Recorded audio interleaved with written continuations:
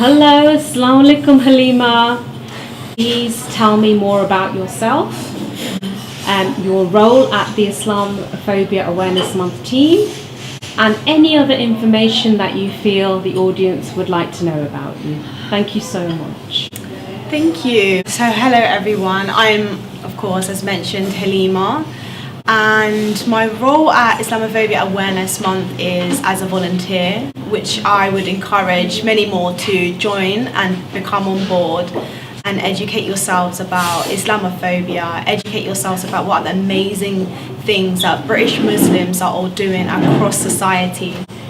I'm also a regional manager here in London for another organisation that works very closely with IAM called MEND, and we do some of the various similar stuff of work, so around Islamophobia, empowering the British Muslims to get involved in media and politics, which is areas that we don't have enough diversity in. So that's what we do there for that in that organisation called MEND. So they have a host of volunteers locally, both IAM and MEND actually. So if you would like to volunteer for any of those organisations, I would urge you to go on the websites mend.com or islamophobia-awareness.org and volunteer.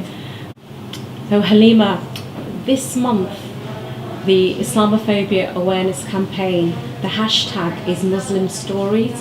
Could you tell us a little bit more about Muslim stories? Yeah. And tell us possibly your Muslim story? Absolutely, yeah. So as mentioned, so this year for Islamophobia Awareness Month, the theme is Muslim Stories.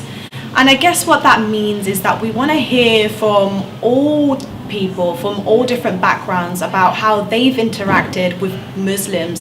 They might be neighbours with a Muslim, they might be friends with a Muslim, just to raise awareness about all the positive aspects of, what makes up British Muslims, But then also some of their experience that might not be so positive. We'd like to hear those people that have experienced adversity and what we can do as a society and have those discussions to make it a better place for all. So if you do have a story, I would urge you again to get in touch with Islamophobia Awareness Month and campaign to share your story. And if you're an organisation, if you're an institution, you can get involved by becoming a supporter of IAM, which is very important because we are, although a small charity, and we were established about 10 years ago, so last year we celebrated our 10-year anniversary, we still have a lot of work to do, and we're going to need all the support from individuals, from business owners, from educators, organisations, institutions. If you are in a school, an educator, get involved and become a supporter and share your stories, particularly this year, so we can hear all that is about Islamophobia and bridge that gap of different faiths to make a more cohesion and build a better society for all. Halima, if you don't mind, do you have a Muslim story you'd like to share?